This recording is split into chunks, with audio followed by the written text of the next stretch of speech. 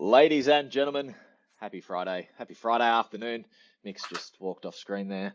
It's Matt and Mick here for another episode of Harder to Kill. It's been a little while. I don't actually know when we did our last one. Mick, do you have any idea? Maybe we should have researched before we hit live. Nah, that's not us. Just fucking wing it, my friend.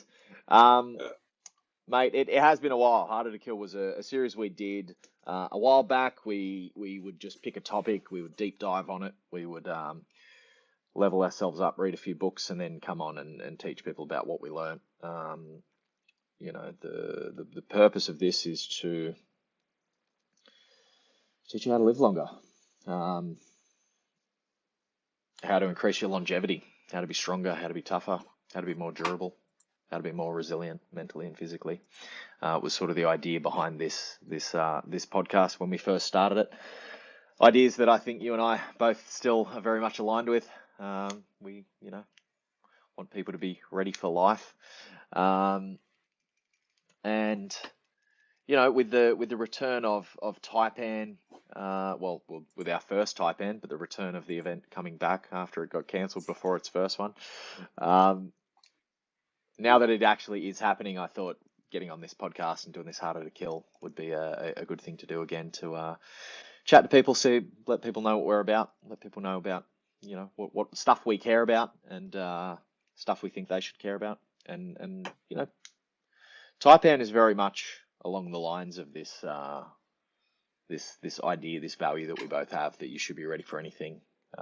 It's in your best interest to be ready for as much of life as possible. And we'll talk about a little bit more about that. We've got a couple of people jumping on. Matty Day's here, watching live. Sean Lusham's here. Dora's here live. Dom's here. Chris. Sean's live. So guys, as everyone is doing, if you are watching, give us a hashtag live. If you're watching later, give us a hashtag replay. The replay lives on forever here and on YouTube. Mick, tell us a little bit about yourself, mate. If somebody doesn't know who you are, I'm just going to jump on the Facebook and make sure that everything is streaming correctly, and I might just reshare it to a couple of places. Well, basically, most people on here would know me, but if you don't know me, I'm Mick Stuart. I specialise in longevity, hacking the body, and also now I am the head cricketer for Spartan Hurricane Heats and stuff like that. Basically, my whole spiel is the body's capable of so many things. Let's try and hack every bit of it so that we can live longer, run faster, lift harder, and basically be human beasts again. Pretty simple. Yeah. I've done many things. I'm a big dude I'm a big heavy dude that's too big for OCR, but I still love to jump in and do a race. And then I also like to jump on a rugby field or jump in a strongman competition. I train for anything I can do with the body. What are you training at the moment, Mick? Is there anything in particular that you're doing? Actually, particularly right now, I'm starting my biggest journey, which is becoming an absolute beast for when my daughter turns 15. Now, she's only 9 months old at the moment, so I figure if I put all the effort in, I'll be set for that. And that. Why I'm 15, doing is Why is that the? Well, 15, 16. You never know when these kids are going to start dating, bringing home their partners. So you just want to be that bad motherfucker sitting on the front porch. That when the young bloke brings the daughter home, he's like, oh shit. Oh hell no! I'm going to come in after he arrives, pulling out the deer that I friggin' hunt with my bow. Your daughter's going to love that. I'm just going to. Oh yeah, mate, I've already got a plan. I'm going to be rocking up. The boyfriend's going to get here early to meet the mother, yep. and then I'm going to come up, pull this bloody big ass deer that I shot with my bow and arrow that I've been practicing with. I already started shooting now, and throw it over my back, fully all tacked, so it's a heavy beast. Throw it in, carve it up, then put it on the smoker. And then I'll say hello to the kid. Have you got any hunts in recently? Not yet. I just started bow hunting at the start of this year in February. It was all about developing the skill. Mm-hmm. I'm using what's called a recurve, so think of it as just your good old traditional stick and string, no gadgets. Now next year, it's all about getting into hunting side of it with that style. Mm-hmm. And that. I'm in the same boat, brother, except I'm probably going to hunt with the compound. Just learning to shoot Yeah, at you the like moment. Yeah. Stacey's here. Hey, Stace. Yeah. Yeah, same boat, man. I'm probably That's what gonna I used. nice. I'm probably gonna go the shooting route first. I think I'm gonna go gun hunting first. But yeah, really interested in the idea of getting and sourcing my own food and cooking it. And, Yeah. yeah, in a sustainable way. I think it's a cool thing. What about yourself? What are you training for? Man, the next one I've got, we had a crazy fucking year. The last thing I did was Phuket over at Spartan APAC. Next thing I've got is Spartan Ball in February, end of February, and I'm going to run the Ultra, so the Sprint, the Super on the Saturday, 4-hour hurricane heat with you. Is that going to be Saturday night? I'm not too sure yet. I'll confirm when I Possibly find out. And then the Ultra on the Sunday. So the Ultra try with a hurricane. So yeah, just trying to get some work capacity in, try and bulletproof the body, fix a couple little niggles, get some volume into the legs, and go and try not to die. That's what I'll be doing. I've been enjoying shooting the bow. I've been really enjoying just doing some like beach workouts. So I just go for a ride, get on the skateboard, just moving, for hours every day. I often will actually a little workout that I've been doing recently is I jump on the bike at home at Broadbeach. I ride down through surfers. It's about 4Ks. Go to like the calisthenics bars, and I'll just do like a little bodyweight circuit. So I might do like 50 push-ups, 25 pull-ups. Then I'll go for like a couple of K beach run back to the bars, and I might do a heap of ab work, some squats, lunges, and then I'll get back on the bike and ride home. That's usually like a little hour workout. I'm really enjoying that, just getting out in the sun. But I just signed up with a new coach myself, a guy called Josh Webb from 1% Performance. He's a exercise scientist. Really knows his shit, been in the industry a long time, so he's just helping me fix some niggles. So yeah, pretty much it, brother. Yeah, so I thought about today for the first episode, Harder to Kill, first episode back, just because of the timing of it, really, about talking about New Year's resolutions, why you should set them, what the purpose of them is, why they work, why sometimes they don't work, why it's probably a good reason to have one. And then we're going to talk about a couple of different things that lines up with that. If you maybe don't have a crystalline sort of goal that you can point at, how you aim yourself successfully towards vague goals and what that looks like. So, do you want to kick things off, mate? Got anything to say about New Year's resolution goal planning specifically? Well, biggest thing what I always think about is with goals, it's about you got to make it something that I'm a big believer of the intrinsic goals, stuff that really hits you here and makes you want to do it no matter what the external and that. And the bit hard about that is like some people think, oh, well, that means it's a bit hard to sort of set goals because it can be very feeling based. But when you combine the intrinsic with external markers, it makes it real easy to obtain the goals you want. Sure. So, like, take my goal. My ultimate goal is to basically be a gigantic beast of a person that living in a country town. I figure the way social media is, the way things go with technology and that, the best way I can do to protect my child is just have such a big reputation that people are like, do you know who that is? Don't fuck with her. Her dad will kill you. And that. So I've set myself markers for this year, 5 years, 10 years, and so forth. So I know that I'm on that way.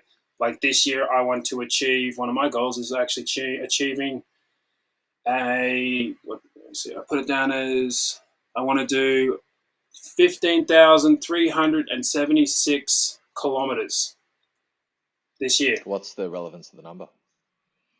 That means if I do that for run, I want to run all that. That means at the end of the year, I would have averaged over a marathon a day. Oh, okay. Yeah, cool. And being a 120 kilo guy, that's a bit of running. It's a lot. It's a lot, my friend. Yes. Okay, interesting. So if I've got an engine where I can do that and average that every day, combined with a 650 total, which means I'm lifting out of 3 lifts, 1 deadlift, 1 bench, 1 back squat, and the whole lift total will be 650 kilos moved. Means I'll have endurance, means I'll have what capacity, means I'll have strength. Fuck yeah. And then, of course, combined with other things that I'm trying to learn, that is my first mark, is to try and get me on the way to setting that reputation as a possibility. That's pretty fucking cool, man. How it's ambitious for sure. I don't know how close you are to the strength stuff because you're a strong dude. How far off are you? What's your big 3 lifts come to? At the moment, so basically the goal will be to do a 150 kilo on the bench. I'm currently at a 130. Yeah. I had 200 on the squat. I'm currently back down to about 270, 260. I sort of neglected legs this year with the bubs. And it'll be about 3. You said 200 on the squat, but you're down to 270? Down to 170? No, 270, 170, 170, okay. yeah. Sure. I want to get a 300 deadlift, so I'm currently at 260. Mm-hmm. That's all achievable, man. Yeah. Especially if you're pulling some gains back, like if you're going from, if you had your squat at 200 and now you've gone back to 170, it's much easier to get back to 200 the second time. But man, that's definitely achievable. The one that is going to be testing is the running, man. That's that's full on. What sort of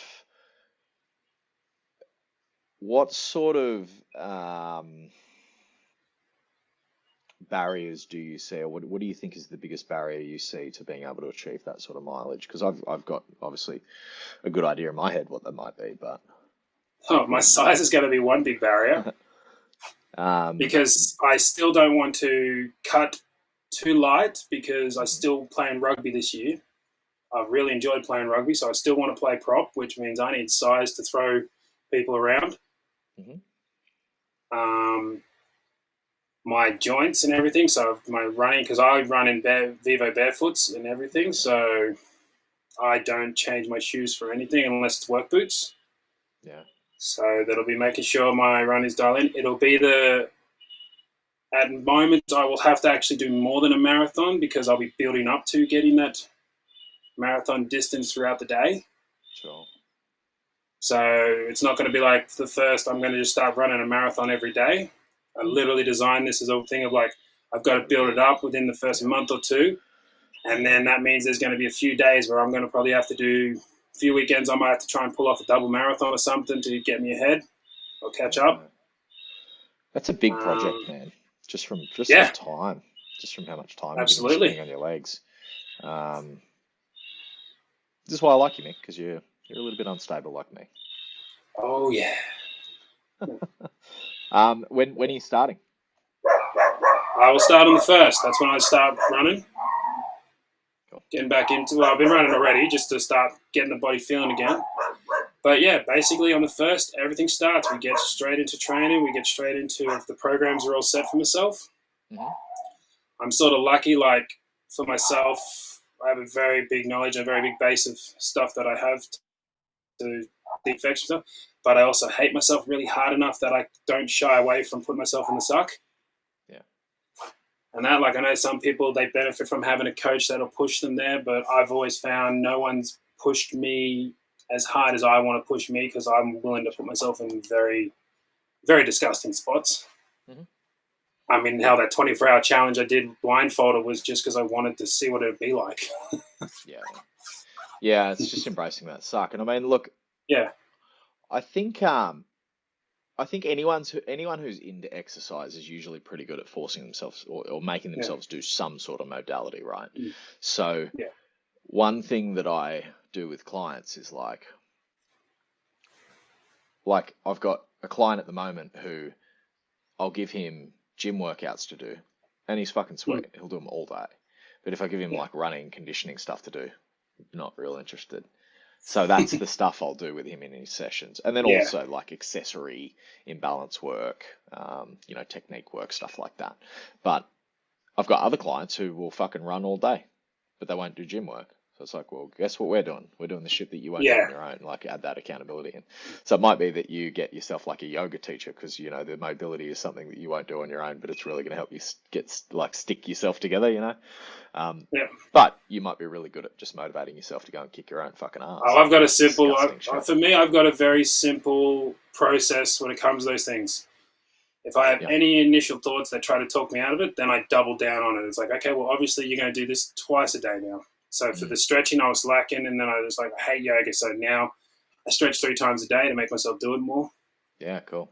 When I used to hate burpees, I did 100 burpees every day for 100 days, and now I love burpees. I'm that person, if you're putting up roadblocks, okay, I'm going, let's double in on it. Yeah, you're a unique individual. You Screw are. loose, Like, definitely. you just a unique dude, like mindset, like the way you sort of tackle things where you're like, I don't like burpees, so I'm going to do 100 a day for 100 days. Like, that's not a rational connection. but it works for you. It's how I got into running. So keep doing it. It's working. But what about? fuck that. I should probably do it. When I do a lot of burpees aren't bad, but if you don't do a lot of them, you're like, fuck this. Couple of people jumped on. Rachel, Cheryl's here, Monique's here, Gaza Barnett's here. Monique, how's your flight? I had Monique is our amazing accountability coach at Onemoorerep, and recently won the APAC championship in her division over in Thailand with us. Saw that. Yeah, and good work. I had her up in the office all week. We're working on all heaps of shit we're going to get done this year, which are a lot of my goals, man. Is most of my stuff's business stuff, I think. But yeah, hopefully you flew okay. Obviously you did because you commented. Ree's here as well. Hi. So guys, this is a live chat. Please give us some questions if you've got them. Let us know what you're thinking. And we'll answer them. So that's a cool goal, man. Powerlifting and running. So you said at the start you much more prefer intrinsic goals as opposed to extrinsic goals. So I think we should probably clarify what that means a little bit. So when we talk about an extrinsic goal, we're talking about a goal that is motivated by an external factor. So something that is externally driven. So if your old man says clean your room or you're going to get a hiding, that's called stick, carrot and stick. If your boss says if you do this work, I'm going to give you a bonus, that's carrot. So carrot and stick you've probably heard of.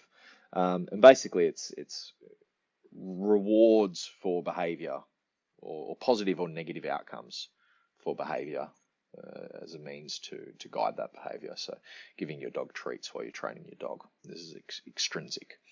If you can teach your dog to do the tricks because he loves doing the tricks, now you've switched to intrinsic motivation. So intrinsic motivation is motivation that comes from within for the love of it or some other reason. So for me, it's always been a goal to often, like, I'll get clients come in who maybe have done a race or two, and I'll speak to them and we'll have a call at the start when we're working out programming and whether we're going to work together. And I'll say, oh, what do you want to do? I want to finish my first ultra. I'd really just like to get that buckle. I'd like to earn that medal. I'd like to get that shirt, tell people that I've done it. And these are sort of extrinsic motivators. And you see people come into the sport. Did something just bang? I've got like noise cancelling headphones on. Sounded like something fell over. So you see people like come into the sport, and at the start they're like really motivated by like the medals, and they're really motivated by like the finish line photos. But then after time, you see that little like switch click, and people realize that they're really out there enhancing themselves, and they're making themselves more resilient, and they're making themselves tougher, and they're, you know, enhancing their mindset. And you often see these people have this transformation where now they're doing it to be their best selves instead of doing it to get the finish line photos and the medals. And what happens is it changes from extrinsic to intrinsic. So you're now doing this sport or this activity because you know it's gonna make your life better. If you can go and do that ultra and deal with that suffering, you're gonna build resilience that's gonna help you in your life. So that's sort of the difference between extrinsic and intrinsic. So how are you intrinsically motivated to run a marathon every day, Mick? Easy. I love running now. Cool. I hate it when I start. The first steps suck, but as soon as I'm in that flow, it's just something. It's beautiful, and then I get peace. And sure. Sorry. Is there a why? Is there a I'm going to do this for XYZ? Not really. It's just I want to do it. Cool. I literally, just for me to, like, I never really post when I'm training. I just do my thing. For me, I love trying to do things that I don't think's possible with my size. Cool. And I like to test my limits. Yeah. And then when I'm in the moment of it, it is just nothing compares to it. It's freedom. Just being in the moment when I'm either in the gym or over running, it's a great thing. Yeah. So it's just for you. It's a search of your potential. Yeah. I did 5K every days for 6 months back in 2020. So I thought, let's go something bigger for myself. Let's just escalate this a little bit. That's cool. So are you just at a point mentally where you can just go, this is what I'm going to do. I'm going to make this commitment and I'm just going to go and fucking do it? Like, or do you think there's still going to be days where you're going to have to be like, fuck, man? Like, do you think that there's going to be moments where you're going to doubt that you can do it? Or are you just so rock solid now that you'll be fine? Tell you the truth, if you asked me a couple of months ago, I would say that there might be some doubts coming up. Being a parent first time this year, it did rock the old mental state a bit. So, but now, with the way I've been feeling, the way I feel about it, and everything I've been diving into, like, this is something I've been thinking about for the last month or so. Yeah. To amp it up, and it's my thing. If I was to tell you the truth, the feeling I really want to get back is an old feeling I had once when I first did my journey, my weight loss journey. Yeah. And I was training in a garage, carport. It was -2 degrees in Brisbane, one of the rare times it's actually cold in Brisbane. I had a beanie on, skins. I was deadlifting with chains and paint tins off my bar because that's all I had. I didn't have enough weights to do it. I remember. And I was blowing smoke. Like, it was just smoke coming off my body. Steam was coming off. It was 4 a.m. It was dark. And it was pure. I remember just thinking, this is bliss. This is beautiful. And in the end, that's when I train. When I hit those moments, those are the feelings I love most. But I find they only come when I really get to the edge of my limits. Yeah. 100%. You go into almost like a primal state. Yeah. I find that like in crazy runs, crazy events, crazy workouts, hurricane heats where you're just getting fucking whipped. And you just go into this like flow state where like all of life's grievances and all of the shit that you're worried about and the email you got to send, or none of that matters. It's just like you almost go into like a survival mode. And it's I think there's something really to that. I think it's very valuable to go there occasionally. Are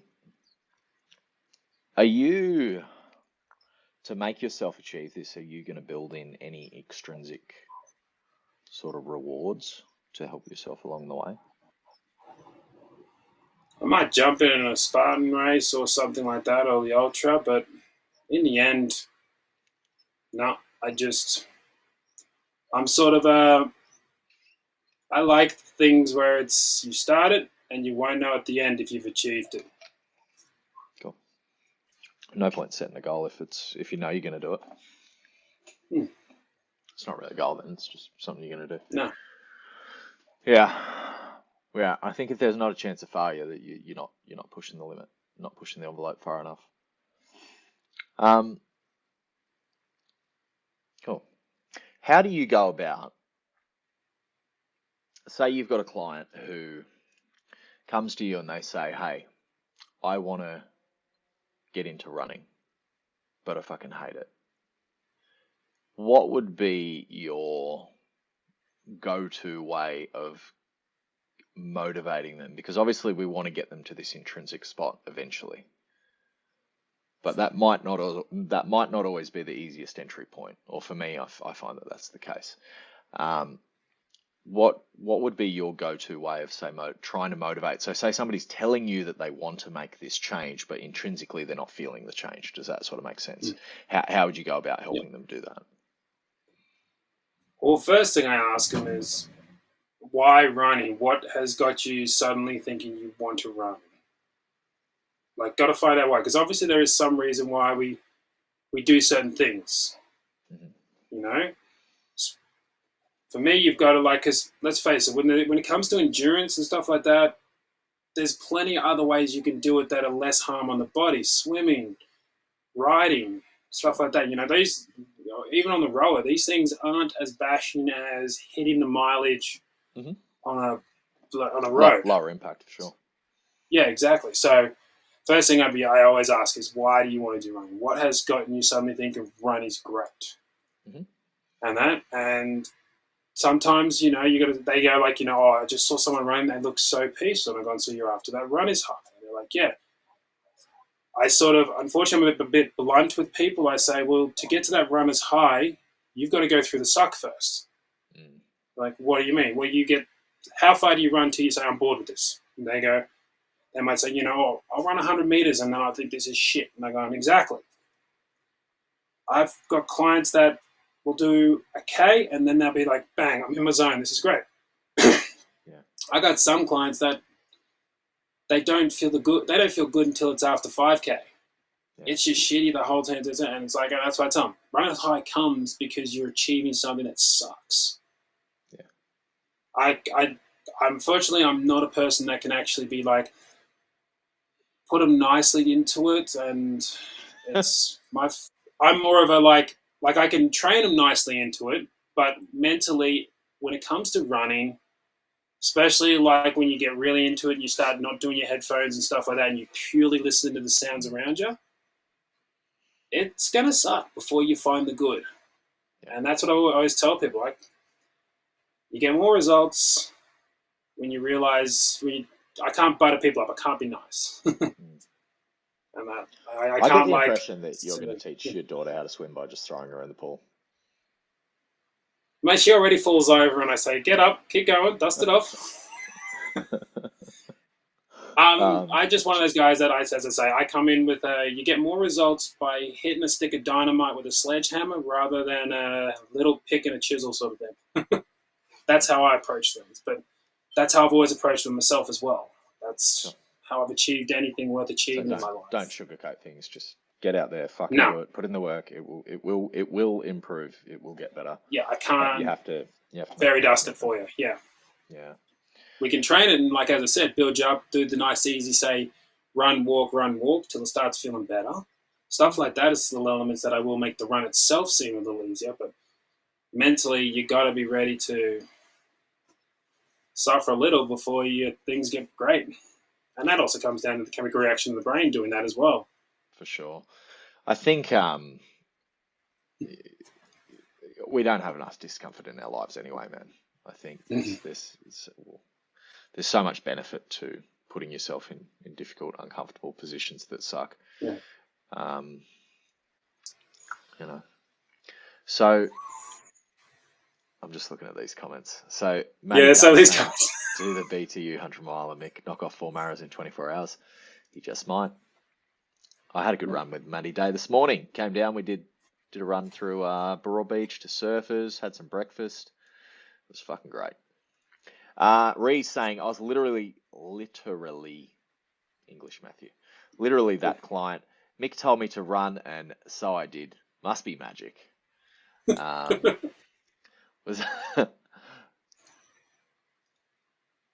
Sean saying I asked Mick to help with my running, and he did. Did Mick intimidate you, Ree? Like, was it like he's going to do with his future daughter's boyfriends? Mick ran into me bloody in one of the Gold Coast races and that, and she was walking, and mate, she wasn't walking much longer after I left. Rachel's saying I only started running because it was free until there's baby weight. Now it's my happy place. Yeah, you do fall in love with it. I stopped. I've had an interesting history with running as far as an interesting relationship personally with running. Like if I run regularly, I'm like, this is amazing. And then something will happen, or I'll go a different direction, or I'll get a niggle, and then I won't run for a while, and then I'll go back to running, and I'm like, fuck running, this is terrible. And it really is. You really do have to go through that initial period of like, this sucks, everything hurts, I can't breathe. But it doesn't last particularly long if you stick at it. It does get easier, providing you're learning how to run better along the way. And both you and I have helped a lot of people with technique. Some people don't run particularly well, and they're very much pushing shit uphill. And it's very hard to improve when your technique isn't right. But it is just one of those things that you sort of just have to do for a while. Like with competence comes confidence, right? And if you start anything at the start, you're going to suck at it, and it's not going to be much fun. And as you get more competent, you're going to start to enjoy the thing more, and running's definitely like that. Sean's saying, actually, you both helped me. Gary's saying, I used to hate the 50 to 60 kilometre mark in a race, and now I love it. Gary. Yeah, but with your long leg, Gary, you'll freaking get there in a few steps. I would like you to elaborate on that a little bit, Gary, and explain why, and also tell us what distance race are we talking about? Because if it's like a 60k race, and you're like, I love the 50 to 60k mark, I'd be like, I like the last k in a race too. But tell us, I think you're talking about longer, like 100k's, milers. Tell us what it is about that point in the race, because it might just be passing the halfway point. I know we did like a 5k this morning, and as soon as I passed like the 2.5k mark, I was like, it's all downhill now. Like it's all good. We've done the hard bit. Glenn Pearson saying on station. I don't know what that means, but hey, Glenn. Yeah. So what we're talking about. So running, it's one of those things you just got to do it for a while. It does get easier. Yeah. So it's not going to be for everyone, but I think you can genuinely learn to love running if you stick at it. I think everyone can to some capacity, or everyone can learn. Well, it also can come down to a bit of size as well, like for sure. Friggin' 40-kilo wet people can find running great and fall in love with it right because instantly because when they're running they're barely touching the ground. Yeah, man. I've dropped from I was about 96 back in probably Spartan Gold Coast, and I'm down to about 86 now. And man, just the difference. Yeah, I know. Just the difference in fucking how running feels, man. It's so much nicer. I hate you. You remember we did the ultra? When we did the ultra, we had our first big time chat. Yeah. I was at my leanest then at probably about 10%. I weighed 105 kilos. That's the lightest I've ever been able to be for running. Jason Momoa, motherfucker, you are. Now I just lost 10 kilos from 130 down to 120. Jesus. Yeah. Well, I do weight vest runs, so I can relate a little bit. But yeah, it does make a difference, man. It makes a huge difference on how enjoyable running is. Chris saying, love the last 5k of any run because it's just park run to go. Fucking oath. I do that too. Like I'll be in like a marathon or something, and it'll be like 15k's, and someone will be struggling, and I'm like, it's just 3 park runs to go. It's weird how our brains work. Yeah. So New Year's resolutions, Mick. Why? Give me one reason why you think New Year's is a good time to have a resolution. Well, it's a start of a whole new year. You've done stuff in one year. You've learned about it. It's a great, it's a literally starting point. Yeah. For some people, we really need that starting point. Mm-hmm. That's exactly what it is, and there's a reason for this. There's a reason why this is powerful. I've got a mate, Luke Tulloch, who's a PT, coaches PT. He's really fucking good bloke. Follow his Instagram; it's fantastic. I might bring it on screen actually, because I'm literally just going to read an email that he sent me, because I'm like, I saw it the other day and I'm like, oh, I'm doing a talk about this. I'm going to talk about this because this is fucking great stuff. But he's a good dude. I've done courses with him over the years. His Insta I will bring on the screen now. Luke Tulloch.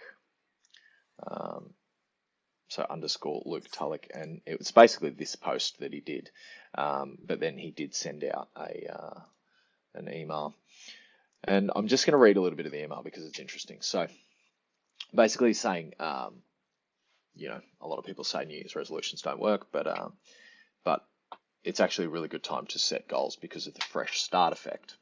And basically, this fresh start effect is that you're more likely to act towards a goal immediately after salient landmarks in time. So this is why it's easier to make yourself go to the gym on a Monday than it is on a Thursday, because it's a new week, fresh start. It's much easier to go at the start of 2023. It's much easier to go, I've got a clean slate. Don't worry about all that shit that happened last year. I've got a chance to set to start again, start fresh. So these big milestones, these times in our lives can act as markers for behavioural change to great effect. And birthdays work, New Year's works, all sorts of different sort of milestones. New weeks work, new months work. They all have power. So anniversary. Yeah, so he goes on to say that a fresh start creates a new mental accounting period. It relegates past imperfections to a previous period and helps you take a big picture view of your life. There's lower friction too, since gym memberships, training clothes, and fitness apps typically have huge sales this time of year. So that's 100% true. And I'm going to add into that a little bit more that we're social creatures and the herd corrects. So what I mean by that is it's Christmas. So I've been going out to a couple of different events and gatherings and stuff. And I quit drinking back in 2019. I used to be a big drinker. Everyone knew me as a drinker. But now when I go out, for the most part, people who know me know that I don't drink anymore. But if I'm going into social situations where I'm going to, say, a Christmas party and people don't really know me, they're like, oh, have a drink. And I'm like, no, I'm good, thanks. And they're like, oh, no, you should have one. It's Christmas. You should relax. And I'm like, no, it's okay. I'm fine. And they'll really try and pressure me to drink. And it's just human nature. We want people around us to be like us because it validates how we are. But also so I noticed this when I quit drinking, it was like leaving a cult, and everyone would be like, be the Matt that we used to know. Be the person who you used to be. They sort of don't want you to change. And whether it's tapping into their own insecurities about their drinking or anything else, but they just don't want you to change. They want you to keep being you. But that's not how we are. We're always going through life, leveling up and changing and growing. So how this is going to affect you with exercise, if you're hanging around a group of people that don't exercise and you then decide that you want to make this lifestyle change and exercise, the herd is going to correct. So all of these people are going to try and pull you back. If you're trying to quit smoking and your missus smokes, it's much harder. But if you and your missus can make a pact together to quit smoking, much easier because you now have support. So if you go into New Year's, and this is a time when a lot of people decide to make fitness changes, you're going with the trend. You're going with the crowd. You're going with people who are trying to do the same behavioral change that you're doing. And this is a chance to maybe make friends or connections with people who you otherwise wouldn't have connected with on new common ground that you can have. And hopefully they're people that were already in your lives and you all change together. But what's probably going to happen is you're going to go out on a journey. There's going to be people with you. You're going to have now a support network to go with you. And probably some of the people are going to drop off and you're going to have to leave them behind, or you're going to go back to where they are. But there's all these points in your life where you have these moments where if you want to change and you want to level up, you either bring the people with you that are around you, or you go to new people. But I would say that New Year's, because so many people are trying to do the change at the same time, it's actually going to work in your favor because there's more social pressure to keep you on track, at least in the short term. And you and I both know, Mick, that if you can get a really good short couple of weeks of getting really consistent, you build some habits that then become a little bit more automatic, and then they sort of become a bit more self-sustaining. Do you have any thoughts about that, Mick? Yeah, no, I couldn't agree more with that, actually. Even saw the opposite happen to me when I came to the country. No one trains like I do, so even the local rugby team doesn't train like I do. So I got really comfortable, and then There's found not many people that myself train like starting you. having injuries. Yeah. But I found the herd changed me, and I got very soft and not my best shape and performance. So, which is why I've had to do a whole lot of mental triggers to build myself up. Because no one's going to train and do the things I'm doing. Yeah, guys that are my size are focusing more on lifting. Guys that are doing all the running are like not even half my size. Yeah. So I'm in one of those situations where being out in the country, I've sort of got to double down on the whole being on my own and just realizing I got to do my own thing. But so the herd can change it for the good or the bad. And and this year is a good time of year because everyone wants to do this sort of stuff and everyone wants to do something different. Yeah. So you have the fresh start effect. You also have the social psychology, the social pressure that there's at least going to be people going along with you, at least in the short term. You and I both work or have worked in gyms, and New Year's is crazy. The amount of new people that come in and trying to make changes, and it's fucking chaos, and they don't all last, but it's always cool that a lot of them do last. So fresh start effect. There's, as we said, like intrinsic motivation is better. It's a better motivator, especially for sustainable long-term goals and performance. But extrinsic motivation can be used in the short term to help yourself. I find a great effect. And anytime you're going to want to make a change or a resolution, like there's a couple of different things that, so like you were explaining before, Mick, that you want to just become a badass.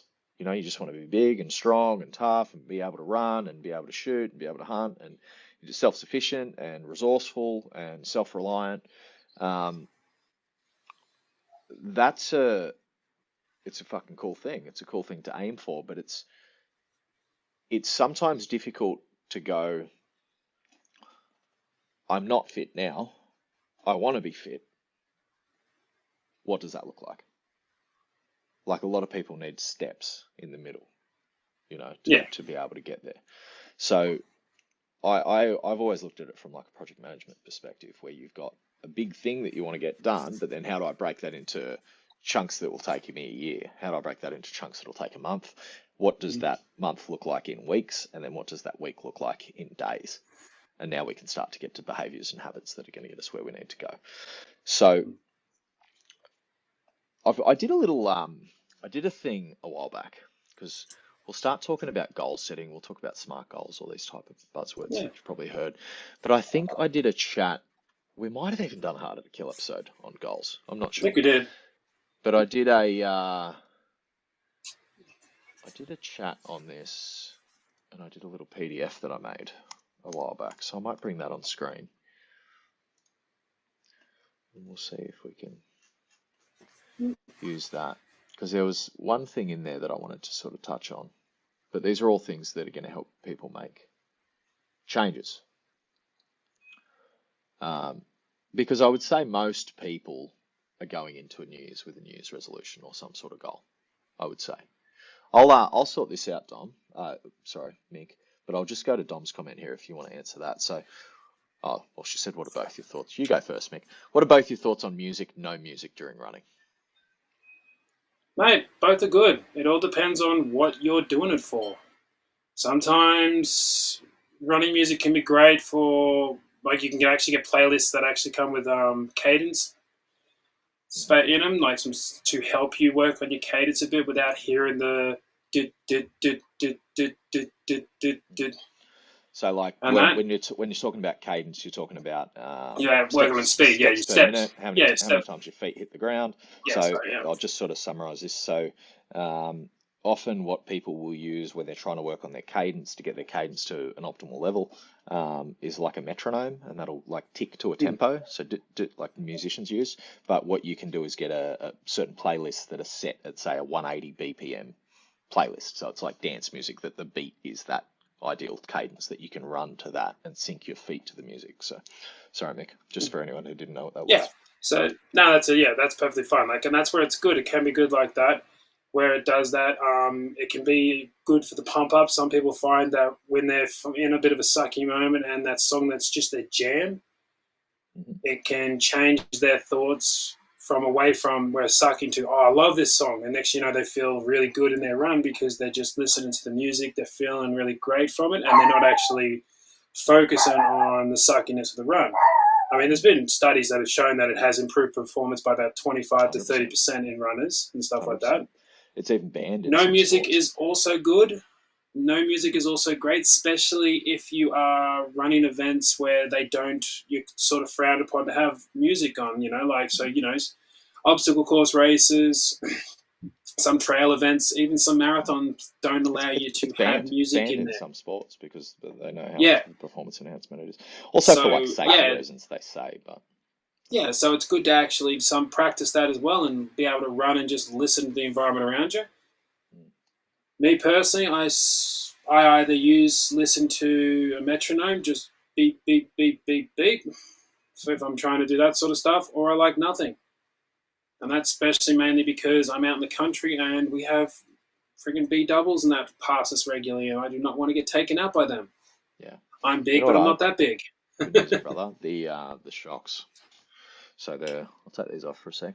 Oh, okay. Disregard. You still can't hear the B doubles with the bone conduction? No, I don't like the distraction. Me, again, I sort of want to keep it simple. I use these to have the metro. I like the metronome going of this. Maybe sometimes an audio book, just as a little like I'm talking to someone. But no, I don't really like music because I don't want to escape. When it's really sucky, I sort of want to be there and try and get myself through it. As like, Goggins would say, callous the mind sort of stuff. I love those things now these days. So. Yeah, I mirror all of that. In that music is 100% a performance enhancer. I will use different things depending on what I'm doing. About the only time I will run without music is if I'm on trails. I don't mind running on like technical trails and stuff without music. I actually quite enjoy it because you really go into a flow state. But if I'm just going like for a run up a fucking straight road, I would rather punch myself in the dick than do that with no music. But depending on what sort of run I'm doing. So like if I'm going for an easy run, I might listen. If I'm going for a very easy aerobic run, I might listen to an audio book. If I'm going for a little bit more of a technical run, I might listen to a podcast, which requires slightly less attention. If I'm going to go for a tempo or like a PB or a pace run, then I'm probably going to listen to music, something a bit high energy music. It's going to enhance my performance by a fair bit because I think it allows me to not focus on the parts of my body that hurt. But if you have a little niggle or you're really trying to improve your running or you're trying to build awareness around what's happening in your body, then that's going to be a bit counter to that goal. So if you're learning how to run or you're trying to change your technique or you're trying to get better brain muscle connection between the way your feet are hitting the ground or whatever it is, you're probably going to find that music might inhibit that. But if you want to go on and do a PB, put a good soundtrack on, put a good playlist on, and fucking send it for sure. Gary saying, I used to hit the 50, 60k mark in a 100k race and think, fuck, I've got so much further to go still, and would play on my mind how far I had left. Now I look at it as, well, I'm over halfway, the rest should be easy. Yeah, so it sounds like you took a coping mechanism that you had developed and replaced it with a better one, which is cool. Which is why experience wins in endurance sports. Dan's here. Sup, legends? Hey, pal. All right. So I've got this this little goal planning thing, so I might put it on screen. Oh, let's fuck that off. There we go. Excuse me. I've got shit going on everywhere. Okay, so goal planning. Motivation. So motivation controlled by the neurotransmitter dopamine in the brain. Dopamine. So basically make your dopamine work for you. So dopamine is what makes us take action on things. So it's called the motivation molecule. It's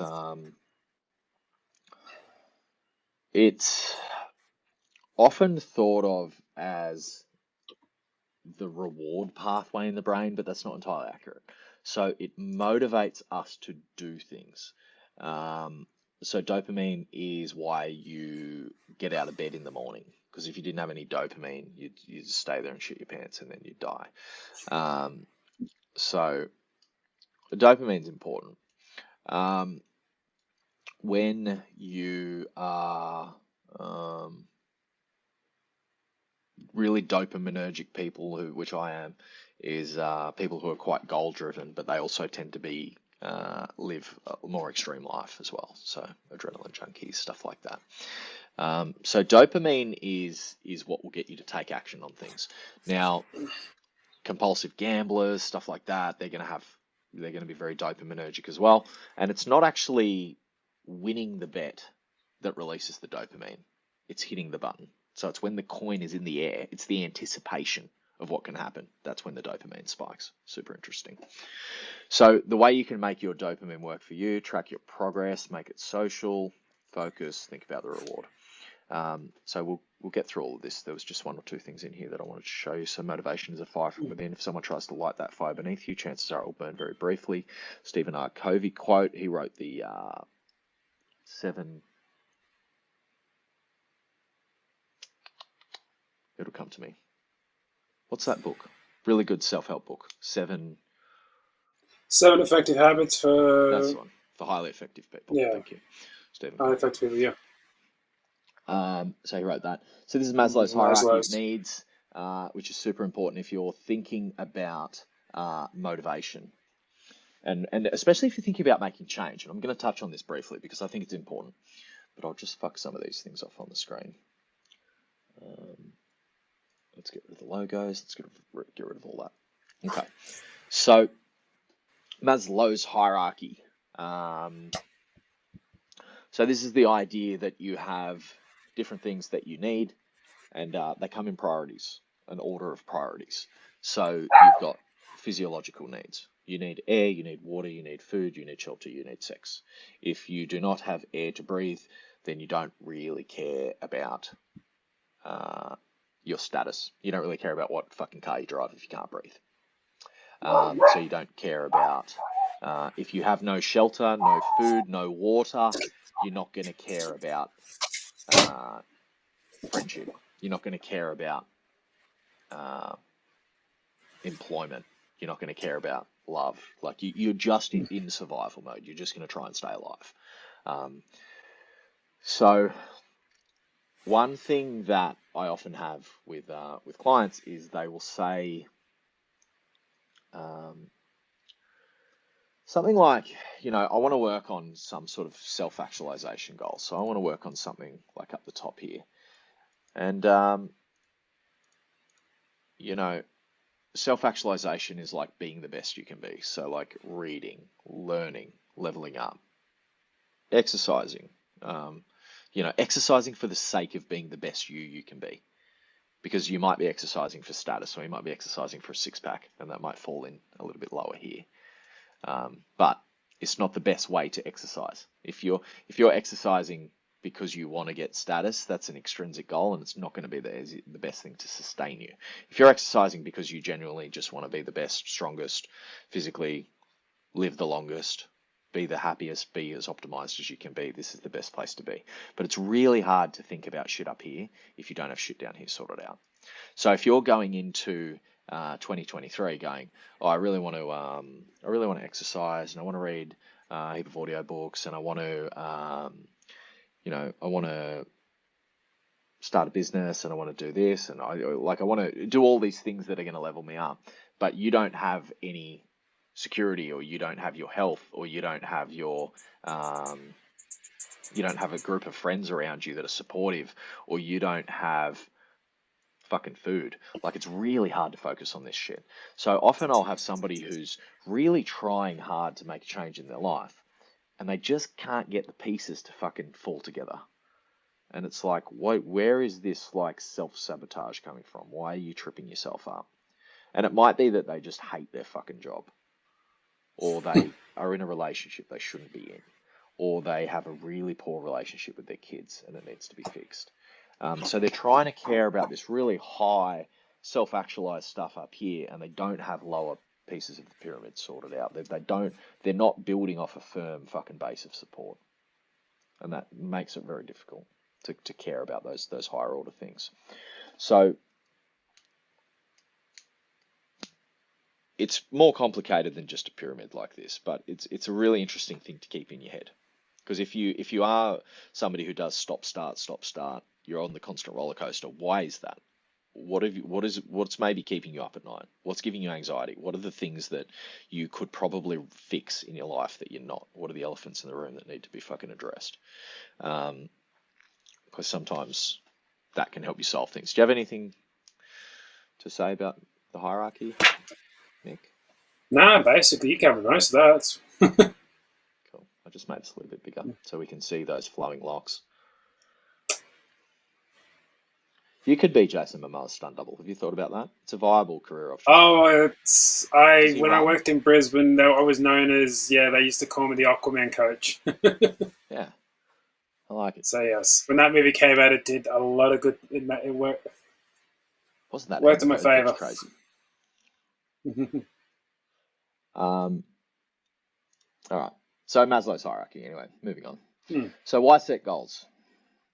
We set goals to plan, motivate, guide tasks to completion, either individually or in groups. So it gives us a roadmap for the things that we want to do. Now, this is what I wanted to bring up today. Let's move us up here. So we have a couple of different types of goals, types of classifications of goals, I guess you could say. And there's different lingo, different slang that you use, depending on different coaches and different people address these things and call these things different things, but hopefully it makes sense. So we have outcome goals, we have performance goals, and we have process goals. So the outcome goals are the actual results. Okay. So the outcome goals might be, your outcome goal, Mick, is to lift 650 across all your lifts and run 15,780. Let's just say 16,000 Ks. Yeah. How many Ks was it, you lunatic? 15,367 kilometers. Okay. So that's the outcome. So performance goals, what are the standards that I have to reach to get to that, right? And your standard might be, I need to run a marathon every day, or pretty close to it. Then we have our habits, our process goals. So what are the habits that need to be in place? Run every day. Work on mobility. Do strength and nutrition. That type of stuff. Correct, yeah. So when we talk about this, so our outcome goal, run a burpee free race, run a broken for 10K, complete all obstacles, grip strength, raise strength, fitness, decrease total body weight. But you don't really have a plan. There's like sort of this wishy-washy, like I just want to be fitter, or I want to lose weight, or I want to eat better, and I want to lose this belly. But you don't really have an actionable roadmap to get there. So then we start looking at performance goals. So performance, we're going to build aerobic capacity. We're going to build running ability, leg strength. I'm going to learn how to use fucking spell check. We're going to go, so say running is the goal. Run unbroken for 10K. We're going to build aerobic capacity, running ability, leg strength through a sustainable running program using progressive overload. So now we're talking actionable steps that we can take. This is something that's actually going to work. Say grip strength, perform 2 grip pullouts weekly.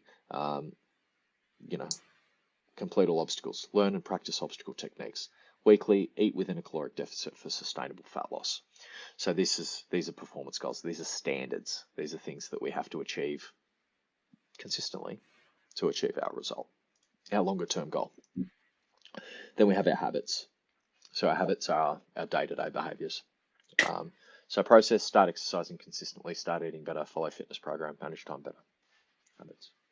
Habits are your things that you execute over and over. This is your discipline. So the more good habits you have in place, the more disciplined you're going to be. If you have excellent habits in place, your goals will fucking take care of themselves. But that's the hardest thing. I see people get from here, so they start here, like I want to fucking go into the new year and I want to exercise and I want to eat better, and they might even go look up a program online, or they might go and do a shop and buy all the vegetables. But it's, for me, people get stuck in 2 places. They either get stuck from here, saying, I want to make a change, but I'm not ready to take a step to actually do it. But what realistically we're going to see in the new year is people getting stuck between performance and process. So they've got an idea of what they want to do. They join a gym, so they're now taking action towards doing this. Whether or not they actually put a program together, maybe they just go into the gym and start randomly throwing weight around. They have no idea what they're fucking doing, and they get too embarrassed to keep going and they leave, or they just don't have any support, to get through the point in the beginning where you suck and you're a beginner, and it's hard to keep yourself motivated.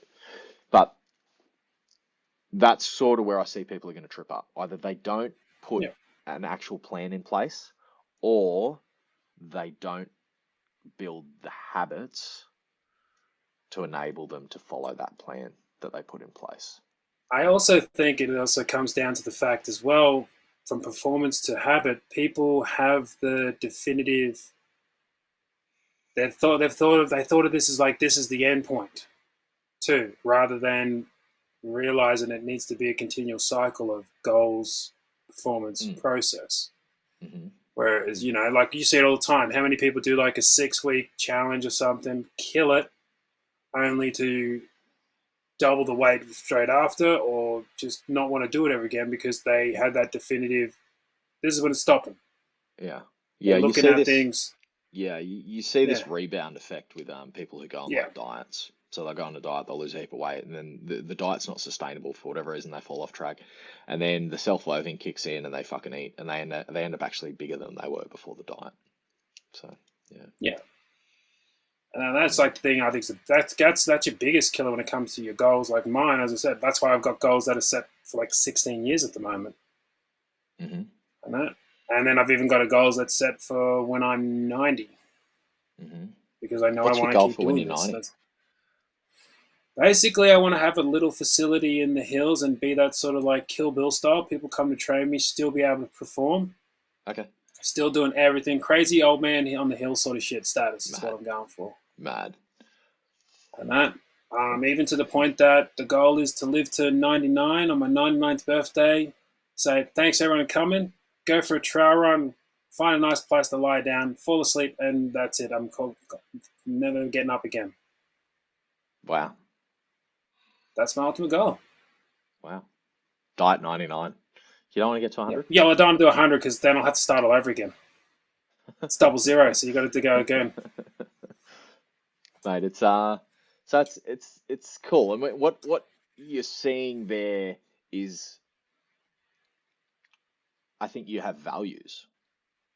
So you have these values of what you want your life to be, and it's to be live long, live strong, have a long life, have a long health span, not a long lifespan. Still have your faculties when you're old. But that's a wishy-washy thing. Like, Mm. so how do you actually plan to have that? You have to reverse engineer it. And now you get back to Yeah. where you are now, and the steps you're taking now are going to get you there, hopefully. So, yeah. And that's why goal planning is important. And that's why New Year's resolutions are important, why they do work. Mm. So, any thoughts about this, Nick, before we Yeah, move as I on? said, no, I agree with everything that's been said, and it's just the process to the performance goal to the habit's the hardest one. But it's once you can make that transition to habits, that's when your goals and everything becomes so much easier to do, so much easier to achieve, and life's a lot more fun. Yeah. What would be some big tips that you would give somebody who maybe is stuck in that period there? So they're on performance goals. So say New Year's resolution comes around. Say they've already got a gym membership, or they're going to sort it this weekend, and they're going to walk into the gym January 1st, January 2nd, whenever the fuck they walk in, and they've decided that they're gonna kick things off. And say they maybe get a coach, which I highly recommend. Absolutely. Or say they have a program that they've printed off the internet, or their mates gave them a copy of their program, or they have some idea of what they want to do.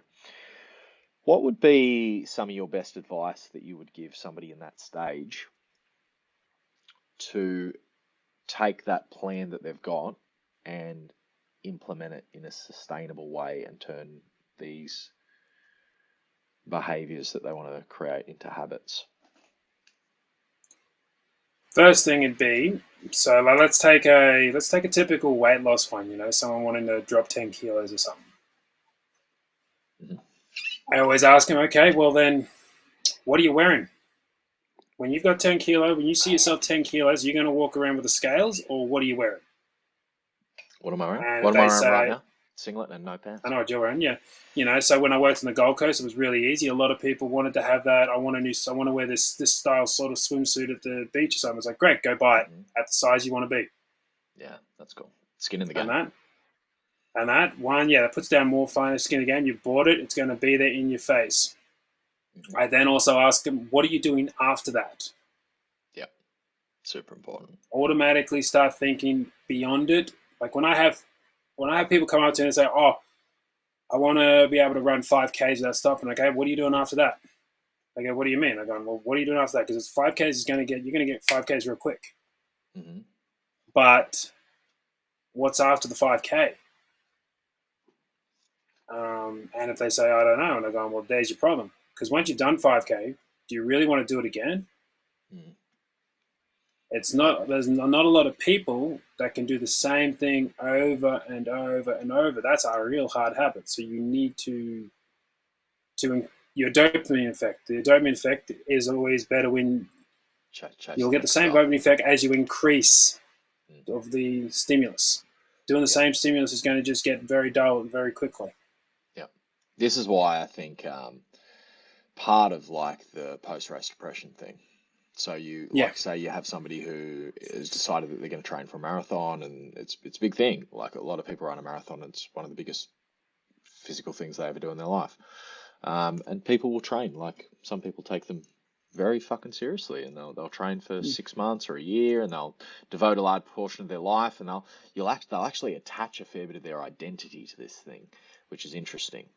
And then when you get to the race, and there's all this emotion, and there's all this anticipation, and they run the race, and then the race is done, and then they finish, and they go, "What the fuck do I do now?"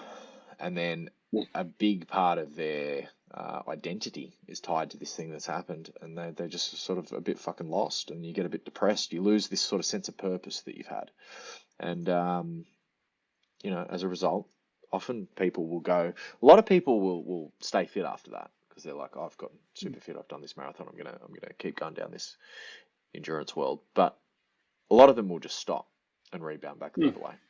Like you just wander around aimlessly because you don't have progression in your mind. Where is this going to go next? Perfect example when COVID came and kicked everything off the curve. Events were gone, and then people were like, "What the hell am I training for?" Yeah, for sure, man. For sure. It was hard. I a heap of clients, and I had to fucking, you know, readjust their goals for them. You know, how can we care about something like, yes, we can't go and do this Spartan that just got cancelled, but how can we give you something to care about in the meantime that's going to keep you moving, so that when Spartan comes back, or when we are allowed out of the house, you're going to be fucking ready. You're not just going to lose all the gains that you've made over years. You know, and plenty of people did lose the gains. It's yeah. So having something to point towards next is a good thing. What next? Whatever you pick next, yeah. No, as far It as like depends on. how would you help somebody make the habits? Well, it would be. It would. You ask. I always say, what's one thing you've never thought you could ever do that you've always wanted to do? Yeah. Yeah, No, that's cool. because I'm a big. But as you know, my goals are big. They're not guaranteed achievable, but they're going to give me a reason every day to get up and try and be 1% better. Yeah. No, you know. So, and I always try it. Aim big.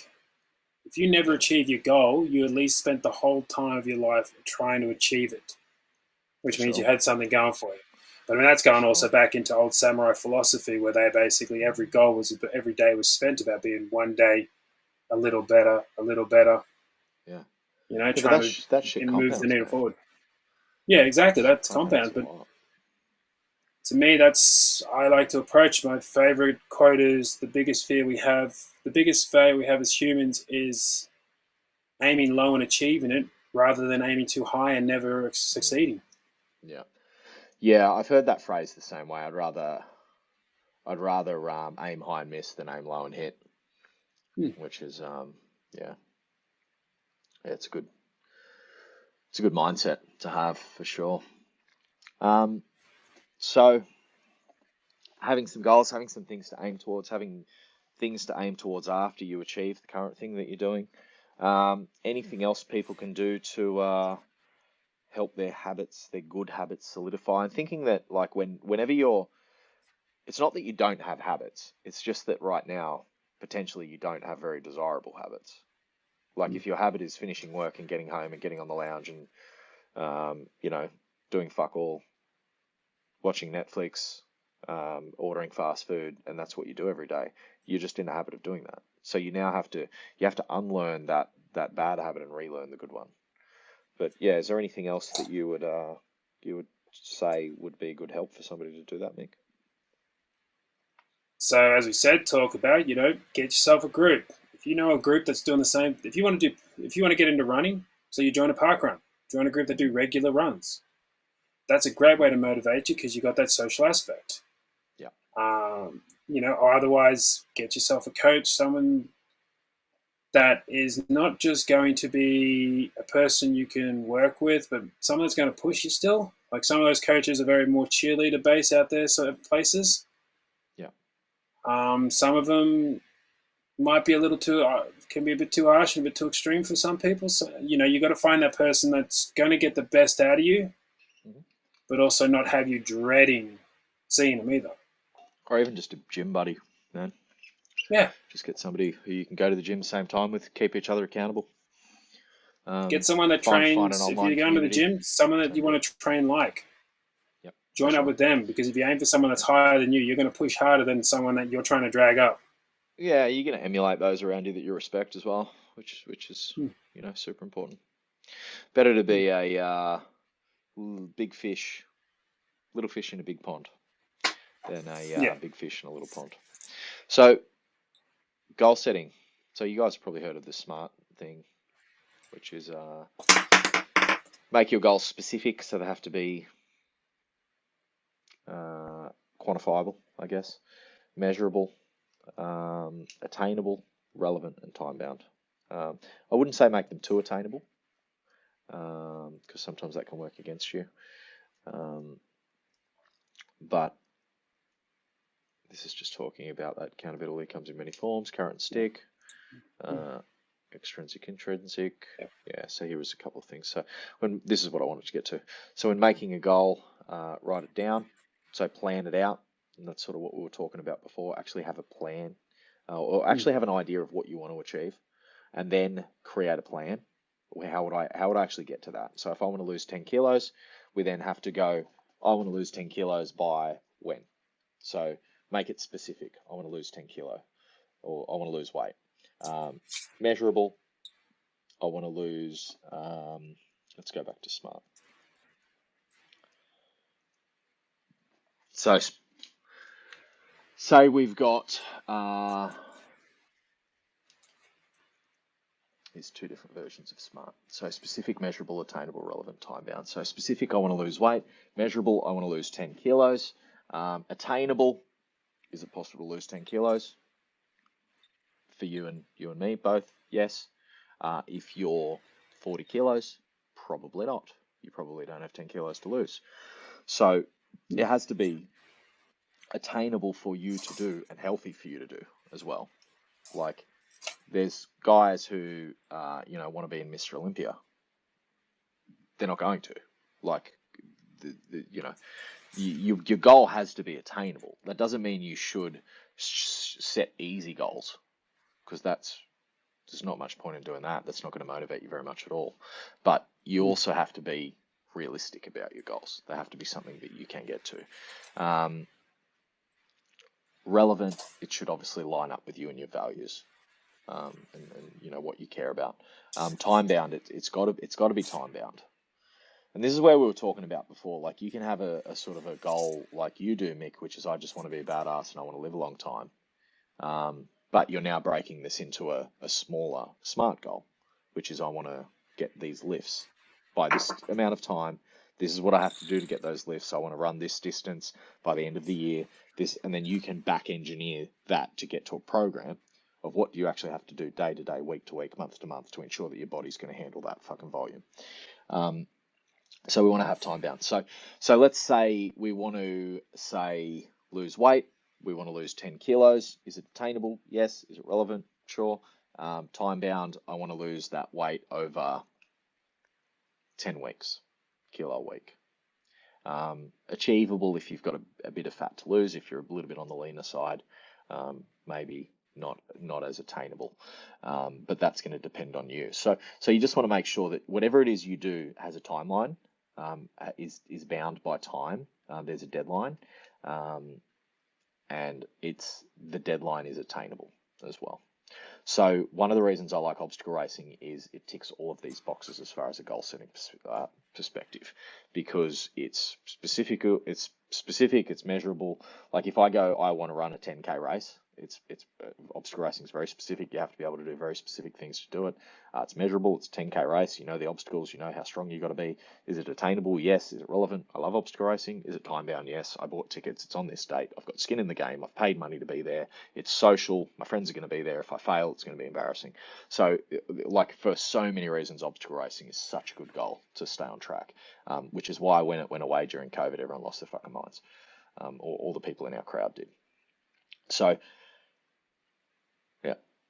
So this guy's getting the stick hard. So extrinsic, intrinsic. So when making a goal, write it down. So what is my goal? To lose weight. Create a plan. I want to lose 10 kilos. 1 kilo a week. Start small and build. So don't try, and this is a really important thing, and this is an important thing for me. And I say this to all my clients, especially around something like New Year's, where there's a big milestone. If you're going to try and change your behavior,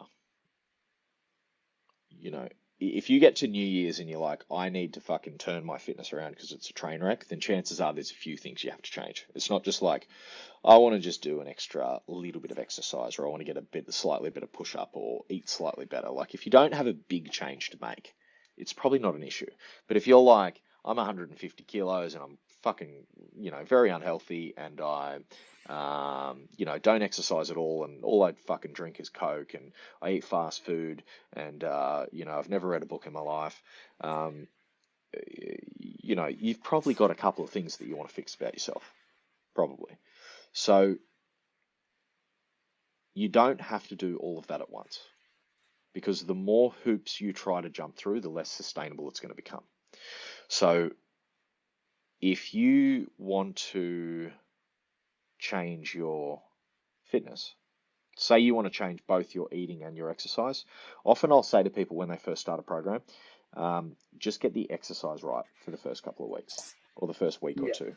absolutely. And then we can start. Once we've got the exercise right, you're waking up, you're using your motivation each day on getting that exercise done. By the end of the day, your motivation's done. You've got nothing left in the tank. You just want to lay on the lounge. You know, your motivation is a limited resource, and it's not always the same. You don't wake up with the same amount every day. So you want to focus on getting a couple of really key things that you want to get done first. Then you want to repeat those behaviors over and over until it becomes somewhat automatic. So if you get up and go to the gym every morning, first week of doing it, it's going to fucking suck. But if you do it every day for 6 weeks, by the 6th week, it's sort of automatic. You get up at that time, your body's fucking in the zone, you're just going to go, and you're going to feel better, and you're going to realize how much better you feel. If you're like, oh, I'm feeling better about, I don't have to motivate myself to go exercise now. It's sort of happening automatically. Congratulations, you've just created a habit. Now, what's probably happened along the way is you've probably started eating better just as a matter of consequence, because you're starting to guilt yourself. You're going, why am I going to the gym and fucking working my ass off and I'm eating this fucking, I leave and go and get a, feed at KFC. So you're probably starting to guilt yourself.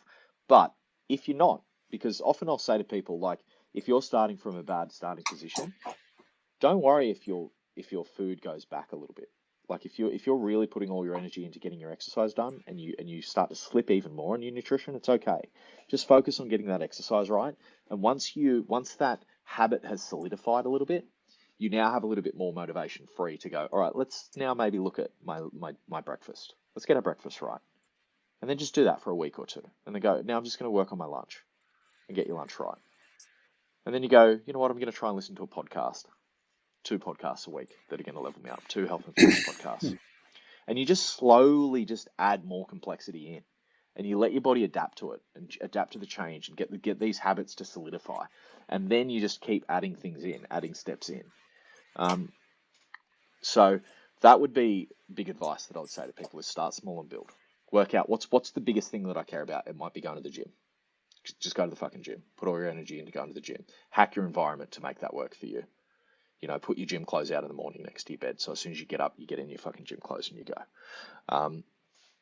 But don't get to New Year's and go, I need to turn my shit around. So I'm going to train 2 hours a day. I'm going to read a book every week. I'm going to listen to a podcast every day. I'm going to go to bed at 8 p.m. I'm going to get up at 4 a.m. Whereas usually you got up at fucking 9 and went to bed at 1 in the morning. I'm going to completely change. I'm going to go full fucking paleo, cut all this fucking sugar. And, basically what you're doing is you're building this massive house of cards and all you have to do is pull one out of the bottom and the whole thing's going to fall over and you're just going to get really fucking resentful of yourself. Do you see clients do that, Mick? Absolutely. All the time. And every time I say, okay, great, juggle 5 balls. Throw 5 balls at them, say juggle them. And then when they all fall, I go, and that's what you're setting yourself up for. Got 3. Got 5? 5. I don't have maybe I do. I've got another packet.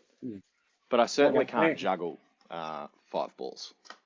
Well, that's it. I give them a visual representation. I go straight up here, juggle 5 balls. Can you juggle 3? No. Well, then start with 1. And that's what your fitness should be like. Start with one thing.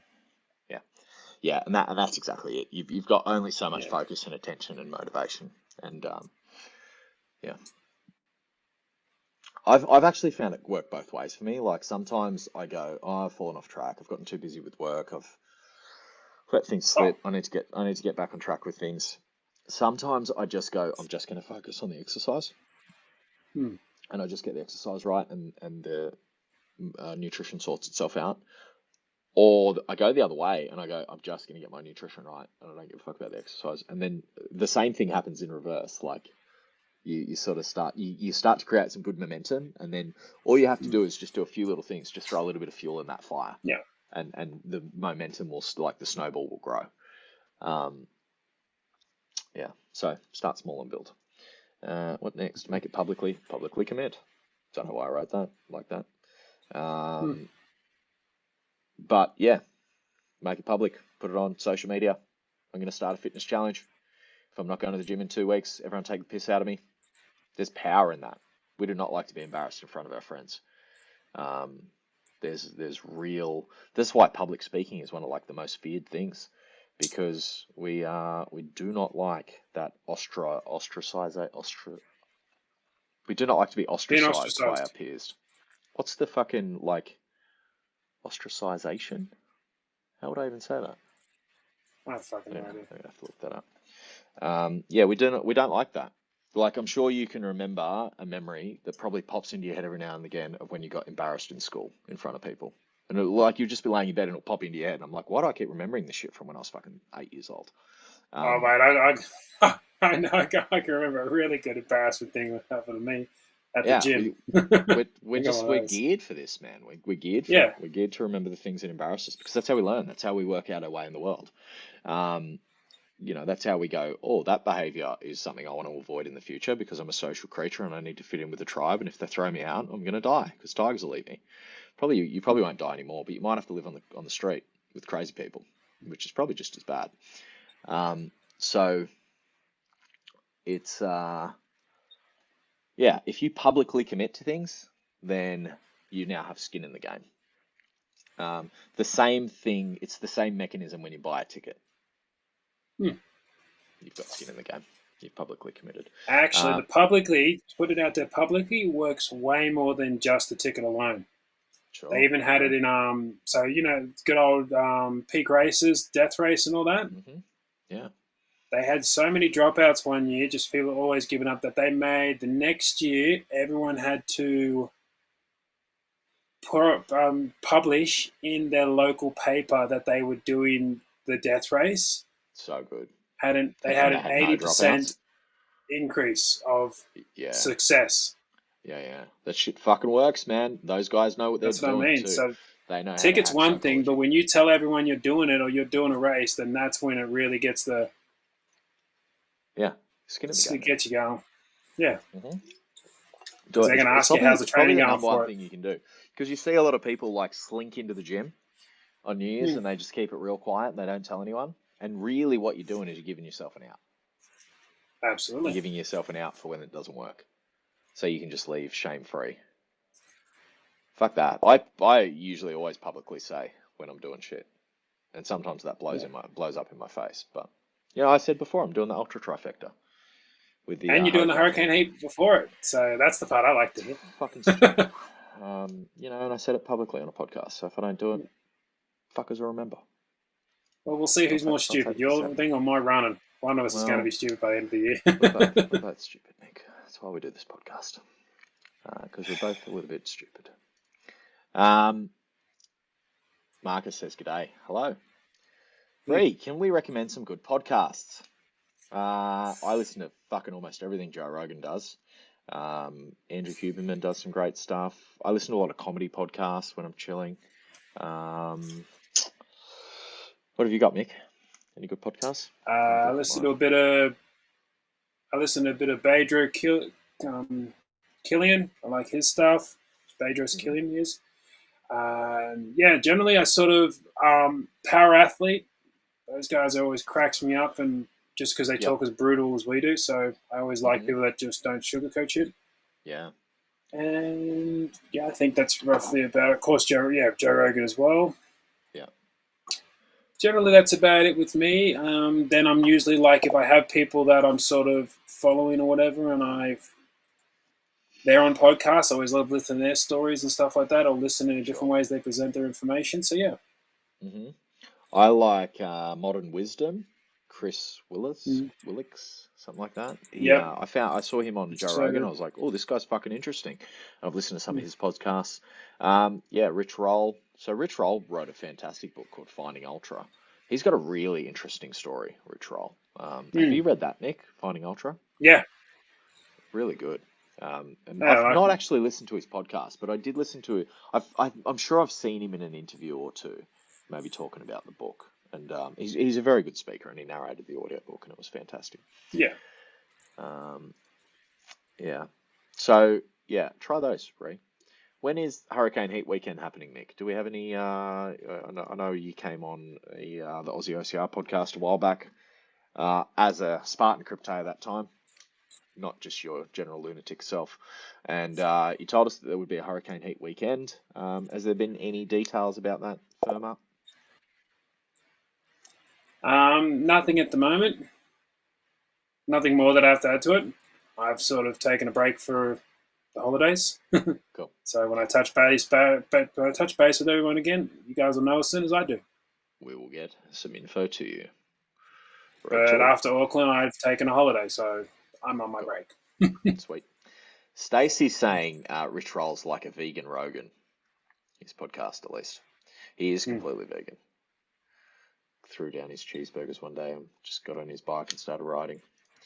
Became like Have you ever done vegan? Ultraman. I've not. It's not bad. I really like meat. I do feel lighter on it. So like when I was talking to somebody about this, might have been Matty Day today. And it's something that I've seen backed up in a lot of endurance athletes and some of the science and stuff, that like tapering into a race, going vegan is probably not a bad idea. I had my genes sequenced a while back, a couple of months ago. So I did all like genomic sequencing and worked out what genes are expressed and what aren't, and what, like, how I should be eating and how I methylate and all stuff like that, and what antioxidants I need, what things I'm deficient in, and that was really beneficial. But they said that I will benefit because I've got a lot of like genes that make bad cholesterol pretty bad. Like my body's not excellent at getting rid of it.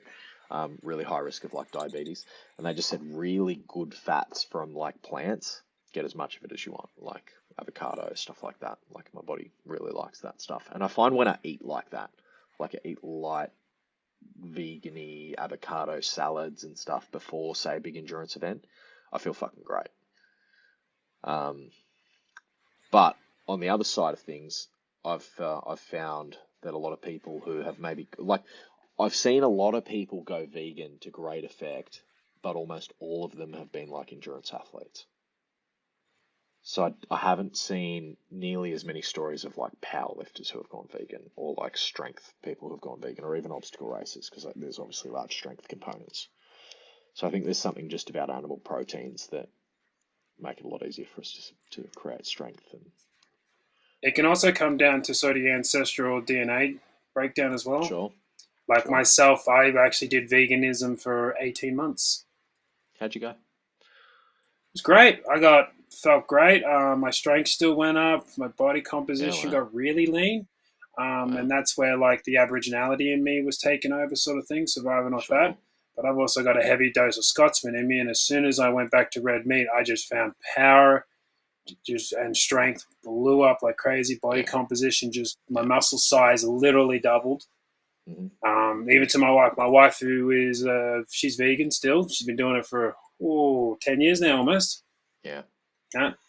You know, she finds with her lifestyle and what she does, it's a great thing. For me, I've always found that my body performs better, but I do dabble every now and then. I like to do a month of it just to reset and chill. Has some good merit to it, but for me, I know some people that their backgrounds and lifestyles do support them, but for everything I do, I just can't sustain it.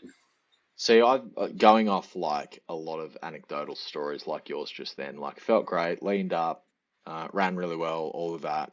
But when you went back to meat, like you noticed either a drop off in performance, or when you went back to meat, your strength and your power just went fucking bang. And I've just heard like so many stories like that. I wonder whether there'd be any benefit to like going through, say, a strength bulking phase, and then you're coming into a big event, so you sort of shift to vegan, do the event, and then go back into like a training phase where you sort of reintroduce meat. I wonder whether there'd be any utility in that. Maybe. So yeah, make it social. A running club, a gym, all of that's important.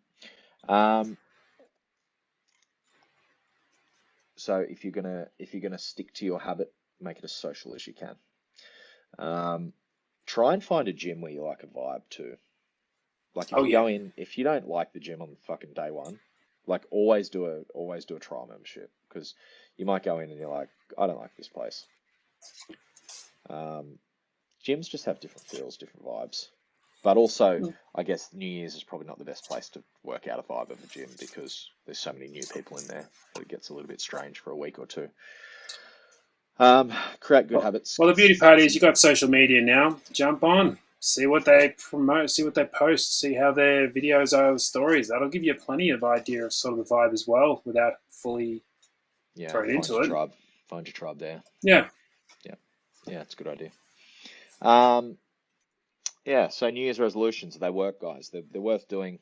Take advantage of the fresh start effect. You are more likely to act towards a goal immediately after salient landmarks in time. Take advantage of the herd moving in the direction you're also trying to move. Take advantage of, gym discounts, apparel discounts, Boxing Day sales of fitness wear. That's another thing. Like, if you're going to get into the gym, go and buy some new fitness wear for yourself. Walk into the gym feeling like nice, even if you're not completely confident in your body, like just see if you can get some nice new fitness wear. It does make a bit of a difference. Yeah, like the New Year. If you're listening, Dom, that wasn't for you at all. New Year's resolutions like the starting of a race. It's way more fun when you hear that gun and everyone's going, rather than being the person late trying to chase after everyone. Yeah, for sure, man. Anything else you can think of, dude? We've been chatting for a while today. We do have a little bit of an announcement, a little bit of stuff that we can say about Taipan, but just with your, don't be afraid to set your goals. Don't be afraid to reach out and talk to people. If you don't think you can do it on your own, find ways to do it. And it can be done on your own, but it's a harder trade. Yeah. So don't be afraid to ask for help. Yeah, for sure. And it's better to ask for help and succeed rather than to fail on your own. Yeah, for fucking sure. And if at first you don't succeed, try again. Just get back up, have another crack. Guys, so you all know now, Taipan, it's happening. We have our medals. We have our hey, Mick's got some buffs, so they will have the 2023 ribbons that I will put on these after cutting them off. Events tickets are live for Taipan, the Taipan Team Endurance. It is going to be at Gold Coast on March 18th. It's actually at the same venue as Raw Challenge Gold Coast on the same fucking day. So now if you are in a state or you're far away from the Gold Coast, and maybe Raw Challenge was an event that you might not have traveled for, because it's it's a 9K event. It's not a huge event. Now you can come down. You can do Raw Challenge on the Saturday. You can do the Elite Wave at 8:30 for Raw. You can use my code OMR80. You're going to get a discounted ticket there, which is fantastic. And then you can stick around and do the 1K, the Taipan 5-hour team endurance event at 1 p.m. that day. So doing the two events in one day isn't going to be for everyone, but I have a lot of guys in a state and not local who maybe couldn't justify traveling just for Taipan or couldn't justify traveling just for Raw, but if they can come to both, that sweetens the deal a little bit. So that was sort of the idea that I had behind that. And obviously the Raw Challenge event runs Saturday and Sunday, so you could do Raw the following day. Although I would probably go the other way around. I'd probably do Raw first and then Taipan, because fuck knows what we're going to do to you. I know. Mick knows. Mick and I will be talking about it. Guys, there is going to be a bit of a focus on survival stuff as well. A large focus on it. It's really what I'm going to be trying to do with Taipan, and Mick's going to be trying to do is really trying to create some self-reliance and resourcefulness for you. How do you solve your own problems? How do you solve your own problems under duress? How do you find water? How do you make fire? How do you cook food? How do you arm yourself when you don't have weapons? Stuff like that. So yeah, it's going to be interesting. It's going to be cool. Early bird tickets are on sale until Hold on, I'll bring this back on the screen. So tickets are already on sale. Your early bird tickets sale ends on the 15th of January. So you can pick up tickets at 167 at the moment, and then they're going to go in a series of releases closer to the event. But yeah, it will be awesome, guys. It's been rattling around in both mine and Mick's brain for fucking years now. So it's going to be cool. We would love to have you with us. Send me or Mick a question if you have them. Anything else to think about, Michael? I think we covered it all. If you send me a question asking what are you doing, I'm not going to tell you. In Taipan? I'll tell you the type of things you might be doing, but I'm not going to tell you exactly what you're going to be doing. It's a fucking mystery. So you're nicer than me. I'll just say show up. So Ree's saying, do I need a hand with survival stuff? Might know a guy. Yeah, we might. I might send you a message, actually. There's a couple of things that I want to do. I actually want to see, Mick, if I can see if you can find us a traditional like Aboriginal guide or something that we can go out with and do some stuff with. See what I can do. Yeah, that'd be really cool. Because I'd like to learn like how to make fire and stuff like that. But I'd really like to learn like how like the local tribes did it, because it probably varies from like how they did it in America, probably varies to how they did it in Europe. So I think that'd be a cool thing to do as well, is actually try and build some like local stuff in. But I might have a chat to you about that. But yeah, I'm gonna be sort of talking to a couple of different people all around Taipan. I've got a heap of like special forces operators that I want to chat to and really see if we can bring some stuff in, some elements of that. Obviously, feeding into your knowledge of all this type of stuff as well, Mick. So yeah, it's going to be cool. Yeah, we'll get you up in January. We'll plan some stuff. Yep. Sweet as. All right, guys. Cheers for coming along to Harder to Kill episode 15. This is going to be somewhat regular now. I don't know what the exact schedule will be. I don't know if Mick and I can do one a week, maybe one a fortnight, maybe one a week. I don't know. We'll have a bit of a chat. We would need to come up with something to talk about every week, which, I don't know, not a problem for me. I can talk all fucking day, but but it's got to make sense. But yeah, we'll work it out. We'll work out times that'll work for us as well, and you will see and hear from us soon. Anything else, Mick, or are we good to go? No, that's everything. No, guys, the stuff you want to hear, let us know. It's always good to know. Sweet as. The replay list forever on Facebook. You can catch the upload on YouTube. Summary will probably get sent out on the my email list as well. If you're not on that, jump on at the link in my bio. Give Mick a follow, Mick_Uncaged, and follow OMR at the socials in the link in my bio as well. See you guys.